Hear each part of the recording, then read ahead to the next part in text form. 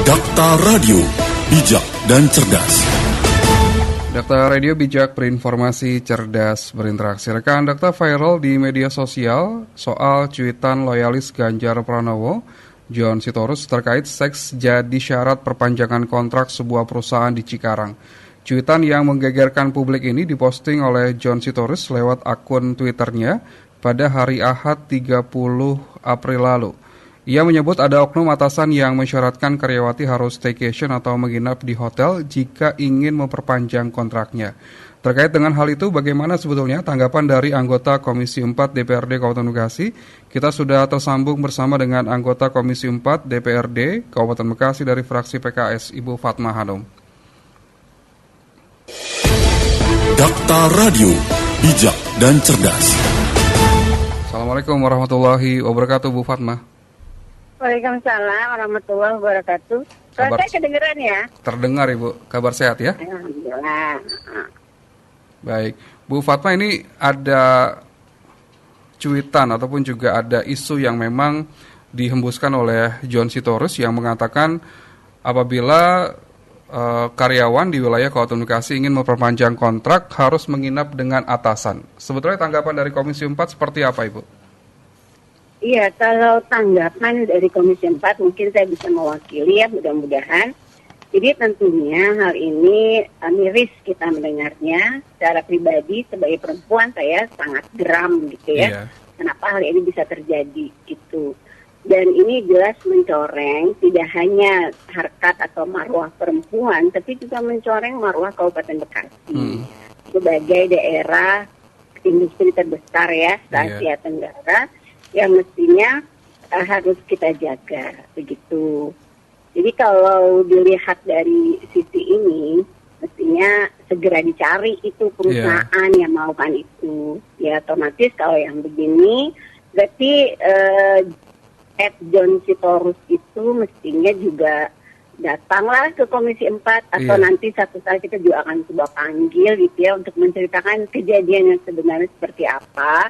Dan juga kita akan mengundang beberapa orang atau yang merasa punya sumber berita, sumber terkait dengan masalah ini, bisa coba kita ketemu di Komisi 4 untuk sama-sama menyelesaikan, karena hal ini tidak bisa dibiarkan ya, segera ditindak gitu. Secara Kabupaten Bekasi terkait dengan ini sudah membuat penjagaan yang antisipasi. Sebagai daerah industri terbesar ya, katakanlah bagaimana dikabarkan se-Asia Tenggara itu, kita juga sudah memperkirakan bahwa akan banyak kondisi yang tidak diinginkan ya, termasuk praktek asusila seperti ini ya. Bayangkan dengan sekitar 7.000 pabrik yang ada di sini, 10 kawasan industri, rentan sekali, terutama kaum yang lemah, dalam hal ini tentunya perempuan, gitu kan. Bayangkan juga kita tuh ada TKA aja udah sampai 2.000-an, belum lagi dengan keluarganya, itu kan juga rentan. Makanya dari pemerintahan daerah sudah membuat rambu-rambu, diantaranya kita membuat khusus ya, tentang peraturan daerah perlindungan perempuan itu kita buat khusus mengingat hal ini. Dan kita mengkhawatirkan terjadi hal-hal seperti ini juga gitu. Secara di Kabupaten Bekasi buruh perempuan kan banyak sekali gitu ya, dan paling terlihat itu di beberapa pabrik itu ketika jam-jam pergantian shift itu kelihatan yang paling banyak keluar adalah buruh perempuan. Gitu ya. Nah ini sangat memprihatinkan lah kondisi seperti ini. Itu Pak. Tapi kan ini kan narasi yang dibangun ada di media sosial, artinya sulit dibuktikan begitu Bu. Apa sebetulnya yang memang harus dilakukan oleh pemerintah daerah berkaitan dengan hal tersebut? Apakah memang nantinya aparat penegak hukum juga harus melakukan investigasi dan juga turun tangan berkaitan dengan adanya isu ini Bu? Oh iya, jelas ini tetap harus diseriusi meskipun ada sisi-sisi psikologis yang nggak bisa dipungkiri ya, bahwa kasus seperti ini membawa dampak yang cukup berat di sisi perempuan. Mereka akan enggan untuk speak up gitu ya, karena sangat membuat rasa malu gitu. Maka sebenarnya dari Kabupaten Bekasi, terutama pemerintahannya, baik DPRD maupun pemerintah daerah, sudah membuat kita ada UPTD ya, UPTD jadi seperti gugus tugas khusus untuk perlindungan perempuan dan anak. Kita punya UPTD PPA. Sekarang juga sudah bergerak dan mereka juga sudah berkoordinasi dengan Komisi 4, termasuk di Snaker gitu. Kita coba telusuri deh, coba tanya ke pengawas siapa yang kira-kira atau di mana perusahaan mana yang kira-kira gitu kan, itu sebenarnya bisa ditengarai ya lewat asumsi atau apa untuk kemudian dilakukan investigasi. Nah kalau udah sampai investigasi tentu APH lah ya, aparat penegak hukum akan ikut terlibat. Kalau saya sih rasa ini hal serius gitu. Betul. Ya karena secara umum juga Kabupaten Bekasi sangat-sangat menjaga ya praktek-praktek asusila. Ada 2 aturan gitu yang kita sudah membuat dan kita sebagai itu satu bentuk antisipasi gitu. Kita punya peraturan tentang penyelenggaraan pariwisata. Di sana kita udah langsung melarang gitu. Melarang tempat-tempat yang dikhawatirkan asusila. Terus juga kita punya perda tentang penyakit masyarakat. Ya, baik Mbak Ardi. Jadi tadi saya ingin sampaikan keseriusan dari pemerintahan Kabupaten Bekasi, baik legislatif maupun eksekutif terkait dengan hal ini itu. Halo. Iya, silakan Ibu.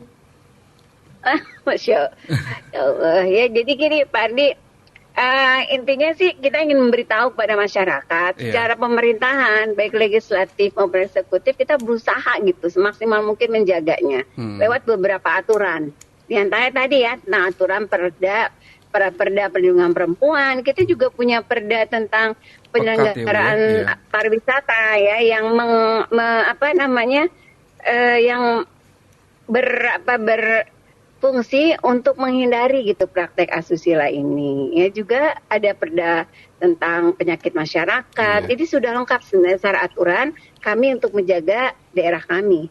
Maka kalau ada kayak isu seperti ini sangat mencoreng dan kita akan segera tindak lanjuti. Baik itu bentuknya masih investigasi internal, artinya di antara Komisi 4 dengan stakeholder terkait yaitu DP3A, terus di Snaker dan yang lainnya, ataupun kita untuk selanjutnya akan buat pokja resmi gitu. Seperti itu bila nanti hal seperti ini tidak selesai juga. Baik. Ya. Ini korban juga begitu, diminta untuk melapor oleh Pemkab Bekasi, artinya juga harus dilindungi identitasnya ya Bu ya? Betul. Jadi kalau misalnya terkait dengan informan, tentunya kita akan sangat melindungi ya, bekerja sama dengan berbagai pihak tentunya ya terkait dengan pelindungan ini. Kita berharap juga speak up lah, bicaralah. Kita akan melindungi sebagaimana sebagai tupoksi dari UPTD PPA gitu. Datanglah ke UPTD PPA, kalau tidak tahu kami akan berikan nih gitu informasinya. Telepon mana yang bisa dihubungi, karena biar bagaimanapun yang seperti ini kan akan menimbulkan traumatis. Traumatis kalau dibiarkan itu akan menjadikan kebiasaan atau perilaku yang dianggap biasa gitu, dan itu bahaya karena banyak kehormatan yang dilanggar gitu ya. Seperti misalnya di antara perempuan yang diajak mungkin ada yang sudah punya suami, ada yang sudah punya keluarga, punya anak. Ini kan banyak gitu yang harus dilindungi ya, kehormatan suami, kehormatan keluarganya, anak-anaknya. Maka ayolah bicara. Ya bicara, kita akan coba sama-sama sharing bagaimana jalan keluarnya gitu ya, bahwa kalau perusahaan seperti ini jelas nggak sehat gitu. Baik. Begitu bagaimana Adi ya? Iya. Bu, agenda terdekat kapan akan memanggil pihak-pihak terkait berkaitan dengan hal ini Bu, Komisi 4? Ya mungkin kalau misalnya waktunya kita akan segera lakukan. Karena ada beberapa agenda di Dewan sekarang yang sedang berjalan yang semuanya sedang membutuhkan waktu cepat juga gitu. Kita masih dalam pembahasan LKPJ ya, yang secara waktu juga sudah telat. Nah ini harus segera selesaikan. Terus kita juga ada pembahasan tentang Perda PDRD ya, tentang revisi pajak daerah dan retribusi daerah yang kalau nggak selesai itu tahun 2024 kita akan tidak bisa mengambil pajak daerah dan retribusi daerah. Sedangkan untuk sampai kepada disetujuinya dari pusat terkait dengan pajak daerah ini perlu beberapa langkah. Ini masih ada 4 langkah lagi. Langkah pertama aja belum selesai, ini masih dibicarakan gitu. Iya. Baik. Bu Begitu, Fatma mungkin Insya Allah secepatnya ya, nanti akan memanggil pihak-pihak terkait seperti Dinas Tenaga Kerja dan Betul. juga Walaupun perusahaan begitu, ya Bu sebenarnya Komisi 4 secara informal kita sudah koordinasi ya misalnya kepada DP3A. Kemarin saya sudah bicara dengan kepala dinasnya ya, yang sudah bergerak sebenarnya, berkoordinasi dengan Disnaker, kira-kira informasi apa yang didapat dari Disnaker terkait dengan perusahaan-perusahaan yang memperlakukan pekerjanya seperti ini. Terus juga dari UPTD PPA sendiri juga sudah bergerak turun karena ada beberapa informasi yang bisa didalami. Ya, seperti misalnya di beberapa desa yang korbannya ada gitu, yang nggak mungkin kami ungkapkan, tapi sudah mulai bergerak. Intinya kalau DP3A atau dari perlindungan perempuan, kita utamakan melindungi korban dulu gitu. Ya, kita melindungi korban, kita mencoba untuk mengobati traumatis yang dialaminya dan sebagainya gitu. Nah, mungkin kalau dari